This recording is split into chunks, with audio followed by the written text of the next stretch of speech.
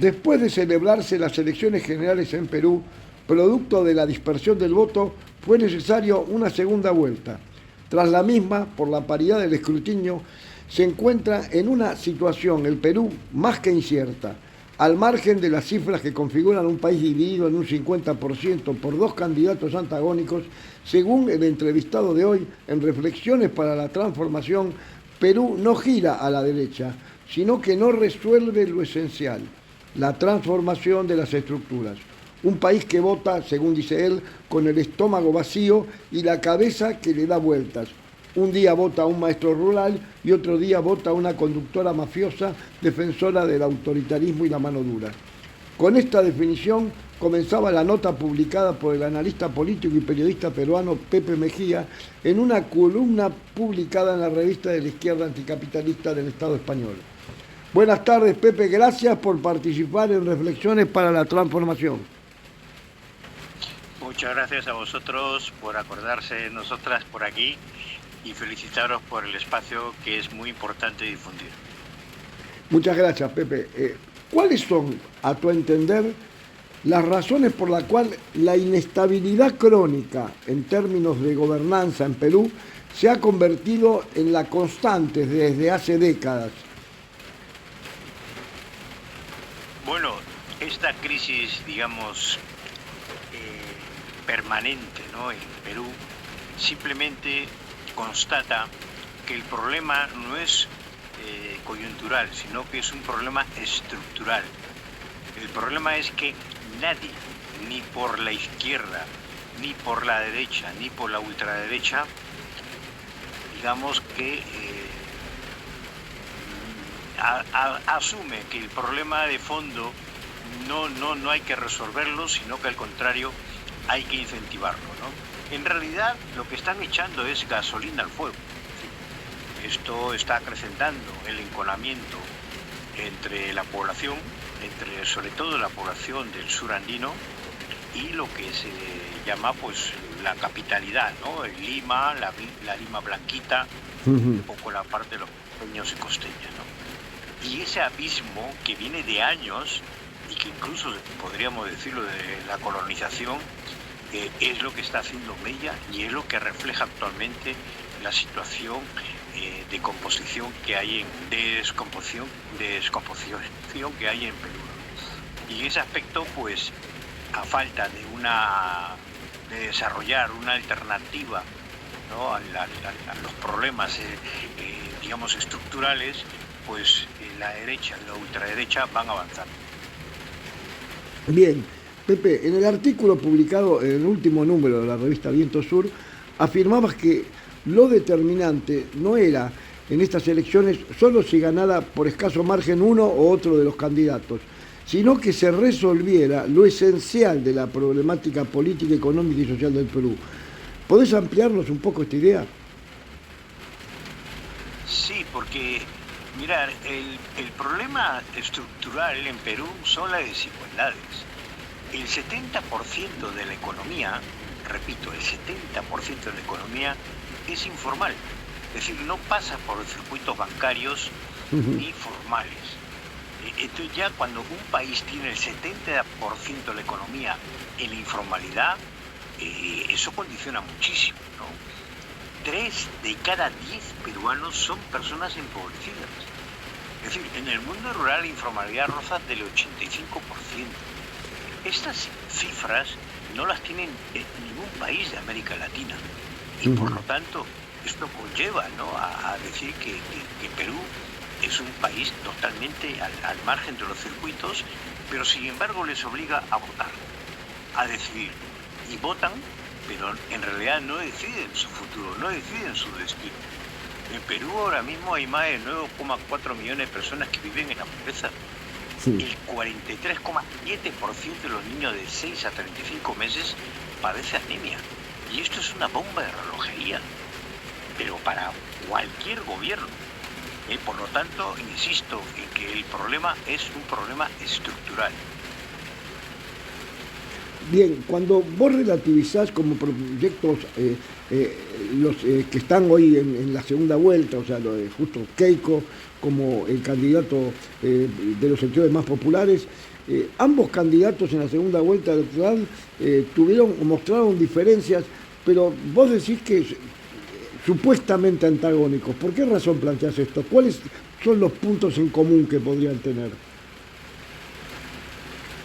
Bueno, vamos a ver, en primer lugar, las candidaturas, digamos que no reflejan una diferenciación ideológica para el país.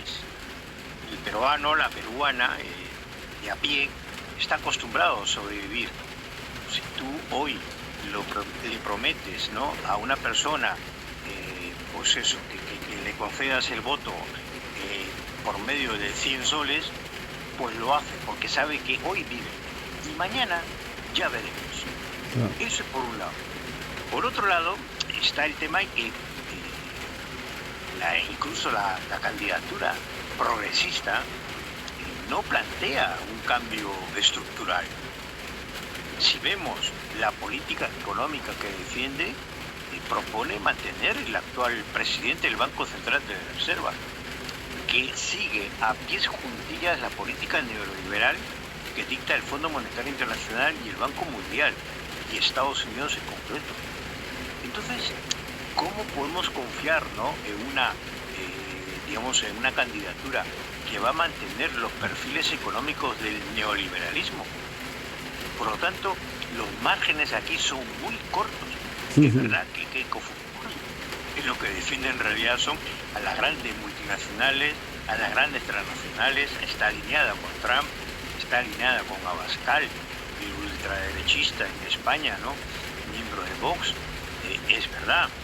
Pero claro, lo otro tampoco, ¿no? Es decir, el problema está en que el mal menor, y claro, ante el mal menor, el problema son los populismos de izquierda, y el problema también es la ultraderecha, porque claro, desde el populismo de izquierda se permite el avance de esa ultraderecha, que no solamente es en Perú, es decir, lo estamos viendo en Argentina. Claro, al no resolver los problemas esenciales ocurre eso, la gente busca otra alternativa.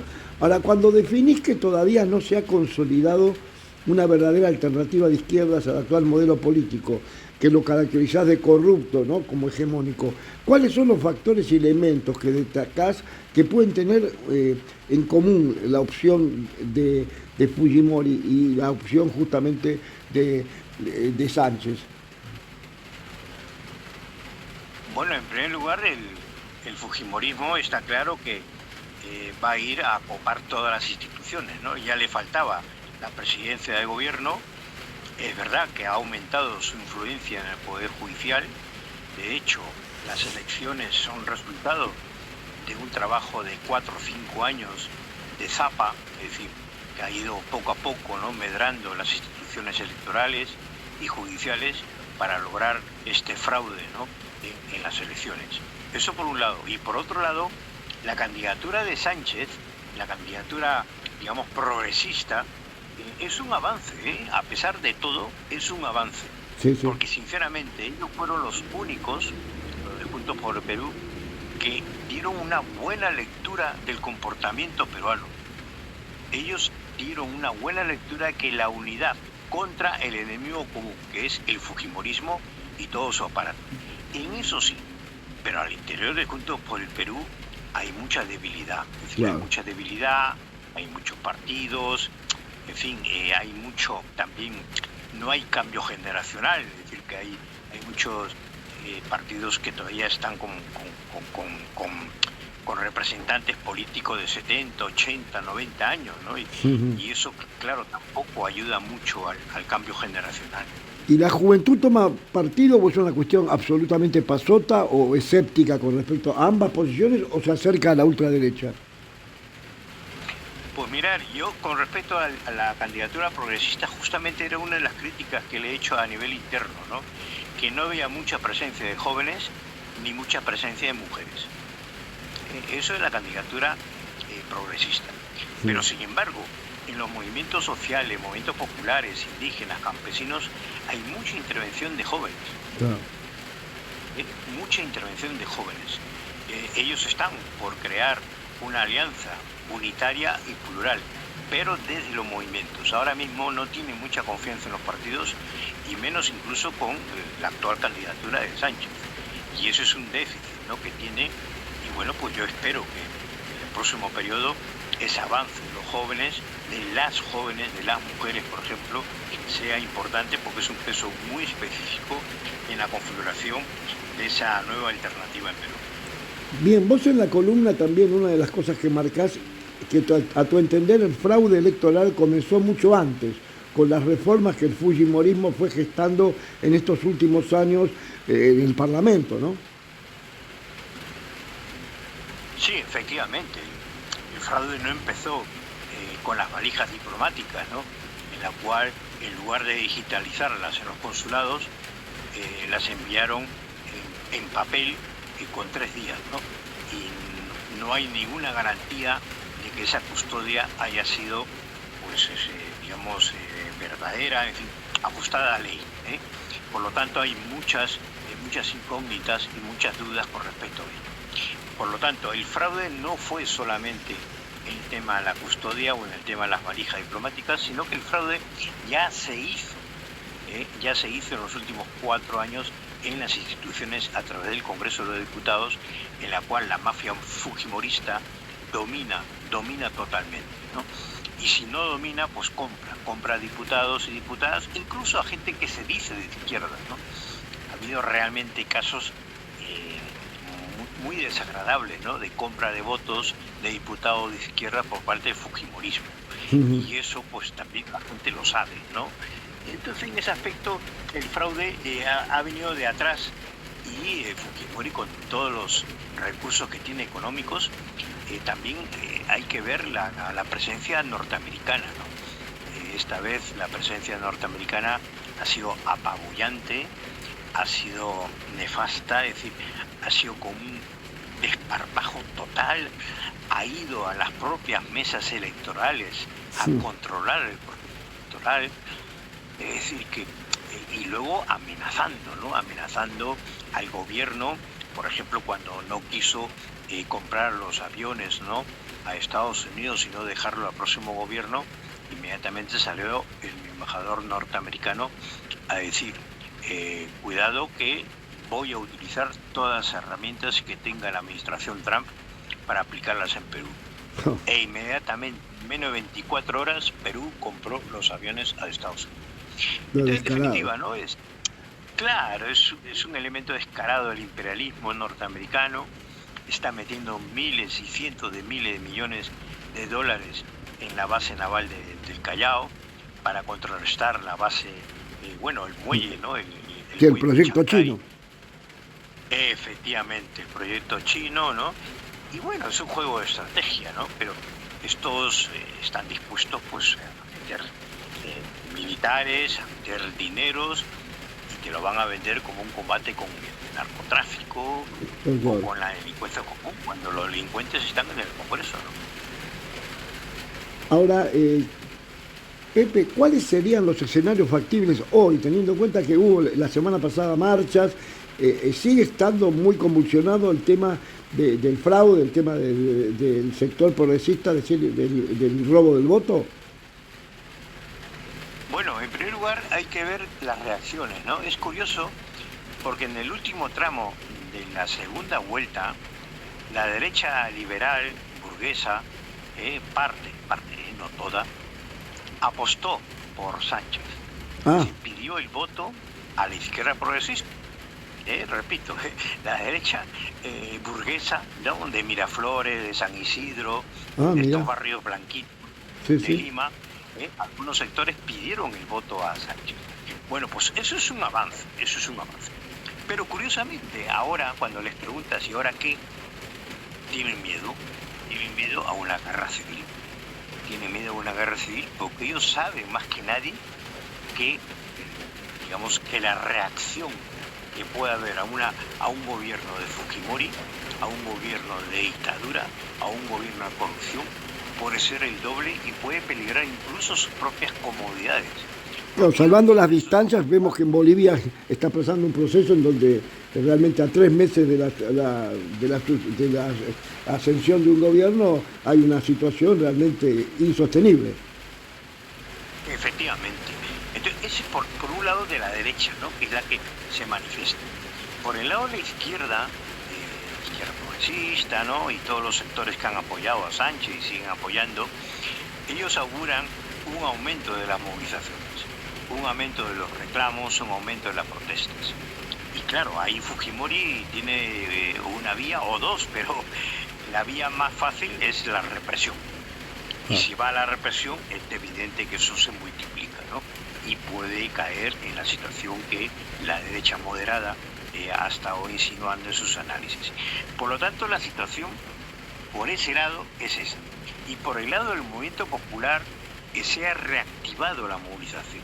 Sí. A raíz, ¿no?, de que la posibilidad de que Keiko Fujimori asuma la presidencia, pues las distintas regiones y pueblos se están reuniendo para organizar la resistencia. Y la resistencia vendrá desde el sur. Y en eso está echando un ojo a lo de Bolivia, ¿no?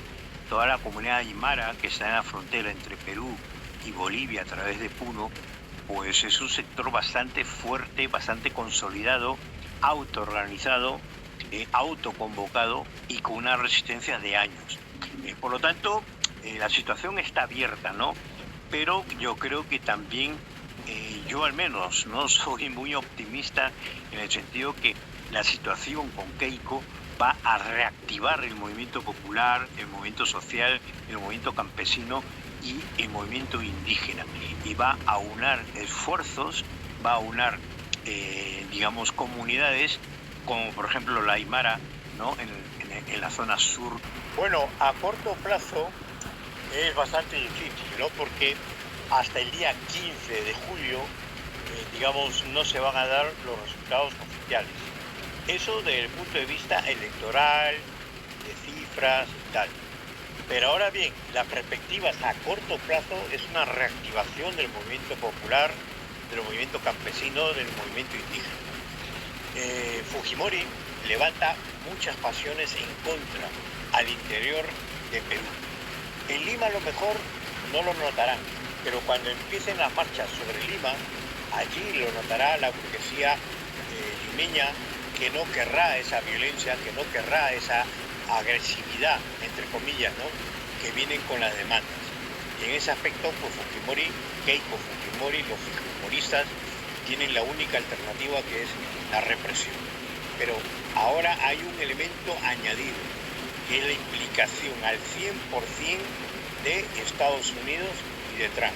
Por lo tanto, hay que tener muy en cuenta las próximas elecciones en Estados Unidos en noviembre, porque si en noviembre se afianza, digamos, ¿no?, la candidatura, la votación a Trump, es evidente que todas las políticas de Trump en América Latina en general, pero en particular en Perú, van a tener su peso. Ahora bien, si Trump tiene un retroceso en esas elecciones, es evidente que la política en Perú va a ir más suave, más tranquila. Keiko no va a asumir riesgos de una guerra civil, aunque estaría dispuesta a ello. Por lo tanto, a corto plazo yo creo que el movimiento popular tiene muy buenas perspectivas de aumentar su convocatoria, de autoorganizarse y de seguir desarrollando una política de pluralidad y unidad. Pluralidad y unidad son los elementos que nos faltan para conformar esa alternativa. Bueno, Pepe, te agradecemos desde Reflexiones para la Transformación por tus aportes y bueno, nos seguiremos encontrando porque la realidad en Latinoamérica es más que explosiva. Un fuerte abrazo desde Reflexiones para la Transformación. Muchas gracias a vosotros, Jorge. Un saludo y siempre a vuestra disposición. Un saludo. Hasta la próxima. Nos hemos comunicado con Pepe Mejía, analista político peruano residente en Madrid.